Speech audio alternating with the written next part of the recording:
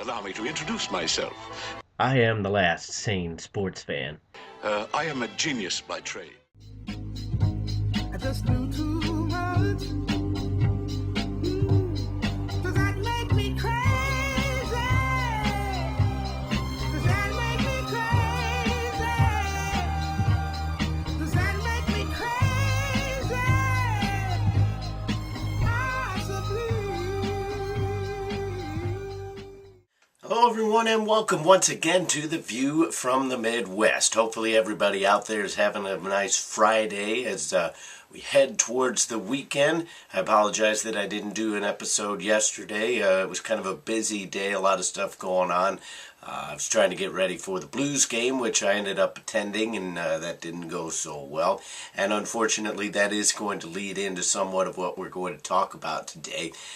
So today is going to be kind of a rant episode. I'm not going to talk just about hockey, but it's going to be quite a bit about hockey. So let's just go ahead and get right into that.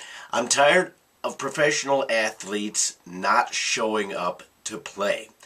This is their job. You are getting paid millions and millions of dollars to show up and perform. Now listen, I've been an athlete. We've all played sports. If you're watching this, you're a sports fan. You've played sports on some level. Obviously, very few of us, if any, have ever gotten paid to do it. Most of us have paid for the opportunity. But so I understand that there are just certain days where you show up, you feel good, you think that everything's going to go right, you start playing, and for whatever reason, it's just not there. That's on an individual basis. When a team collectively cannot find the will to show up for a playoff game, that is extremely upsetting as a fan, as a person who covers sports from a journalistic aspect. It is extremely upsetting to see an entire team, with the exception of your goaltender in Jake Allen, if you're looking at the St. Louis Blues specifically, Alex Pietrangelo.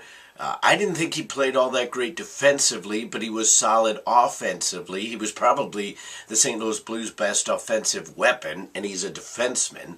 That shows you how the night went last night. And just as a collective, they didn't have any kind of energy. The building was hopping. The fans were making noise. Everything was set up for them to just come out and crush it. And what do? They suck the life out of the building because there's no hitting, there's no passing, there's no shooting. Through 2 periods of play, maybe not the full 2 periods because I can't quite remember everything that went on, but in 2 periods, the St. Louis Blues only had, I believe, 11 shots on goal, and they had 7 in the first period. That shows you what kind of first 2 periods that team had. And it's not just the St. Louis Blues. The Washington Capitals. Now granted, I picked the New York Islanders to win that series, but the Washington Capitals have been perennial underachievers. They consistently during the regular season have decent records. They consistently have the top scorer in the league, or at least in the top 5 in Alex Ovechkin. They get to the playoffs, they disappear. For whatever reason, they just don't seem to find it consistently once the playoffs come around. There were other teams that did the same. Quite frankly, really, there's only been a couple really entertaining games, and you could argue one way or the other as to the level of play in those games. But from an outsider's perspective, the Chicago-Nashville game was fairly entertaining. Obviously, given my relationship to the teams, I wasn't happy with the outcome. But you could almost apply this little argument to the Nashville Predators. What happened? You came out, you took a 3-0 lead on a team that's won 2 Stanley Cups in the last 5 years, and you let them back into it, and you don't necessarily put up that fight to really stop it. Now, Nashville did more to win that game than some of these other teams that I'm talking about. Vancouver, they were ahead 1-0, and they ended up losing 2-1 to Calgary, but Calgary had a nice fight about them. Ottawa, Montreal, I was not able to see that game due to the fact that it's on NHL Network, and my lovely provider AT&T does not carry the NHL Network. But Pittsburgh and the Rangers, I picked the Rangers to win, but really that game, a lot of that was more due to Pittsburgh's sloppy play than it was things that the Rangers really did right. And it kind of irritates me a little bit because I just did 2 videos talking about how the NHL playoffs were really going to get into this full swing, and it was going to be a positive light on the league. And really, so far, it kind of hasn't been. It hasn't been a negative stain on the league by any means, but it hasn't been the kind of hockey that I thought we were going to see. Nobody, well, I shouldn't say nobody, because there have been a couple teams, and I was not able to see the Winnipeg-Anaheim game either, since I was down at Scottrade trying to watch the Blues. But really, there hasn't been that kind of playoff intensity, that physicality. I expected the Blues to come out and Minnesota to come out as well and just put people through the glass. And I understand that the league is trying to call penalties a certain way to maybe it kind of takes that out of it. But there was just no physicality at all. And there hasn't been in quite a few of these games. It hasn't been just a St. Louis thing. I'm not really sure what's going on. People maybe taking too much out of the gas tank coming in. I mean, the games are being played at odd times. Maybe that has a psychological effect.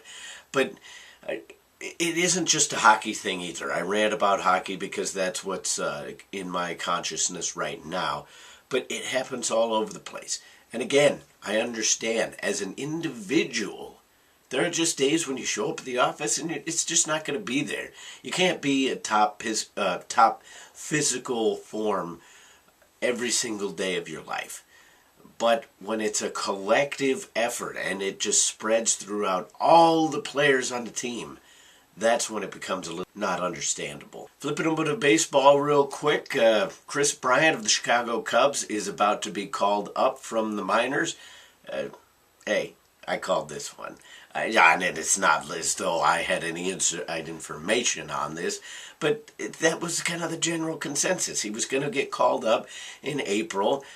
The Cubs achieved what they wanted. They got the extra year on the contract. They saved themselves a little bit of money. And hey, the kid's going to come up. He's going to play. He might not start right away. You can argue whether or not that should be the case or what have you. But Kris Bryant is going to be part of the Chicago Cubs. And oh no, the world is ending. He didn't start the season. The Cubs are doomed, right?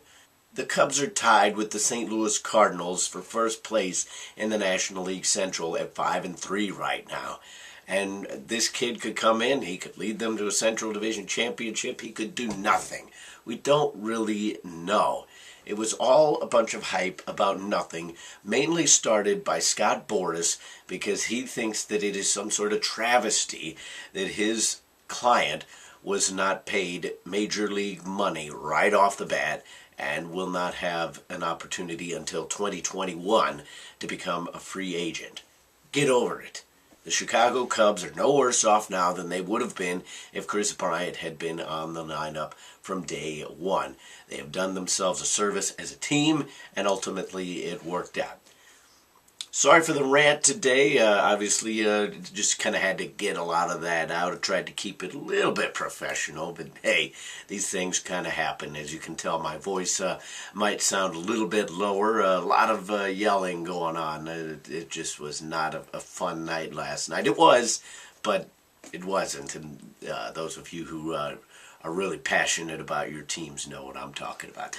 But that'll do it for The View from the Midwest. I will see you next time.